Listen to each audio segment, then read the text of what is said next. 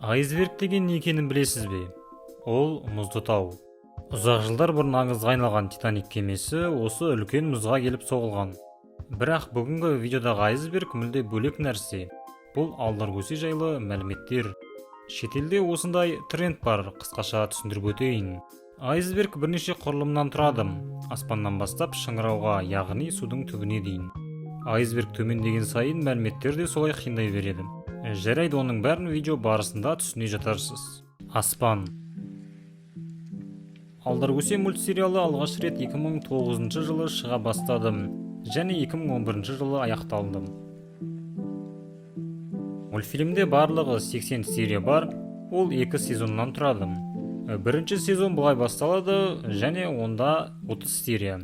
Ал екінші сезон бұлай басталады, ол жерде 50 серия.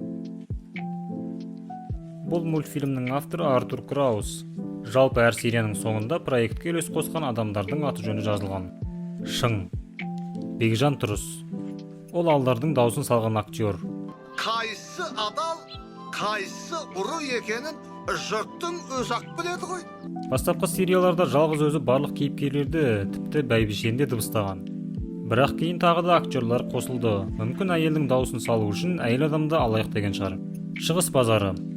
Бұл хан сарайының жанындағы базардың аты. Қаншама қызық оқиғалар осы базарда орын алды. Мультсериалда тек қана көктем, жаз секілді жыл мезгілдері ғана емес, қар түскен қыстың эпизодтары да бар.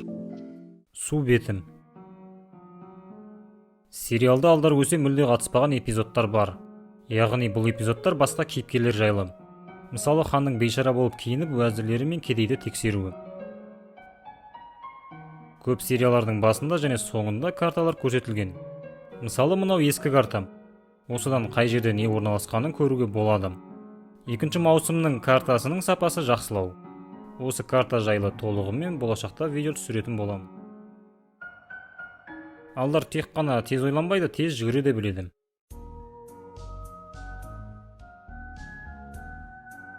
Бұл ит бір рет қана көрсетілді, оны алдар қу диуанаға сыйлыққа берген.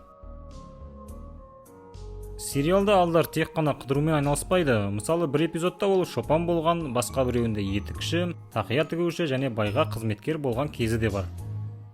Айсбергтің ортасы. Алдардың әкесі. Күл эпизодында бай алдардың үйіне қолхат алып келеді. Байдың сөзінше қолхатта алдардың әкесі байдың әкесіне қарыз болған деп жазылған. Кейбір сәттерде шынымен 100 теңгелер көрсетілген. Ұры.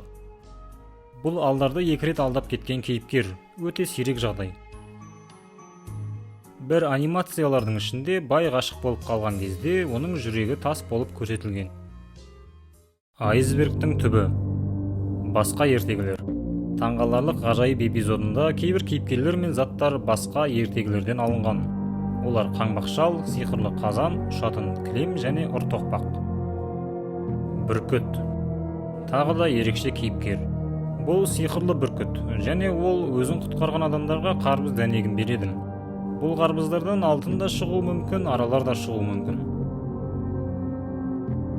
Күтпеген қонақ сериясында алдар бай мен бәйбіше ұйықтап жатқан кезде төбеден шәйнекпен су құяды. Оны бәйбіше байды жіберіп қойды деп ойлайды. Бір серияда бай өзіне тоқал алғысы келген, бірақ күйеуге шыққысы келмеген бой жеткенді алдаркөсе құтқарып қалады. Гауһартас. Тау басындағы бүркіттің ұясында асыл тастар бар. Осы тастарды ең соңында жетім бала алып кетеді. Алдаркөсе 8 қырлы бір сырлы. Себебі ол өлеңді жақсы айта алады, егін еге алады, мал бағу мен саудамен айналысу да оның қолынан келеді. Және бұдан бөлек тағы көп қабілеттері бар. Қиялшыл эпизоды. Бір қиялшыл орманда келе жатып қоян ұстап алады. Сосын қоян ұстау оңай екен ғой деп армандап кетеді. Онда 10 қоян ұстаймын да сатып пулемет аламын. Сосын қасқырларды атып сатып байып кетсем, хан маған қызын береді. 2 балам болады деп қиялдап отқан кезде қояны қашып кетеді. Не хандық жоқ, не тамақ жоқ. Алғашқы серияларда алдардың әйелі көрсетілген. Бір күні көсе 2 ағайындыға тақиясын 100 мыңға сатқан. Қарап тұрсаң 2-3 мың теңге тұратын тақия ғой. Алдаркөсенің сериялары миллиондап қаралым жинаған.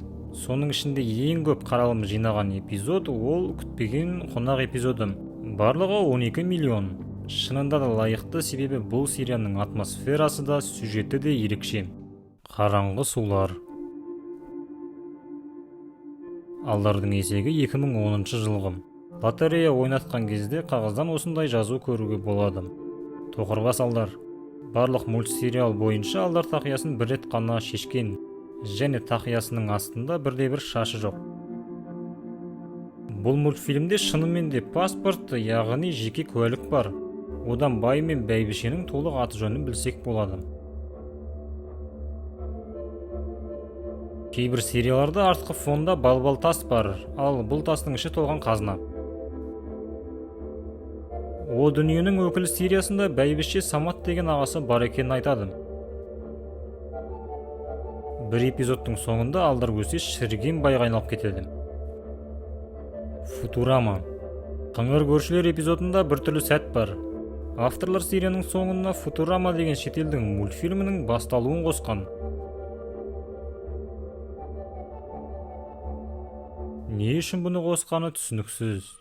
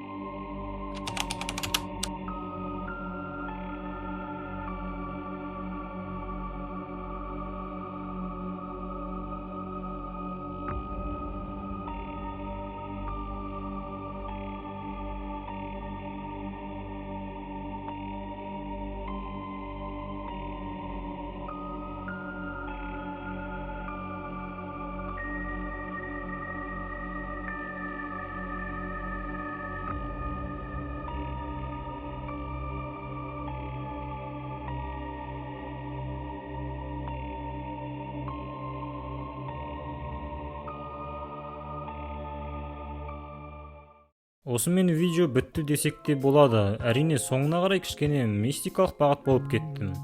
Бірақ кез келген айсбергтің құрылымы осындай. Басында жеңіл басталып, соңына қарай қиындай түседі. Онсыз айсберг толыққанды болмаушы еді. Егер ролик ұнаса арнаға жазылыңыздар. Жақын арада шетел туындыларына да шыққым келіп отыр. Әрине бәрін қазақ тілінде түсіретін боламын. Сол үшін қазақша контентті қолдап кетейік.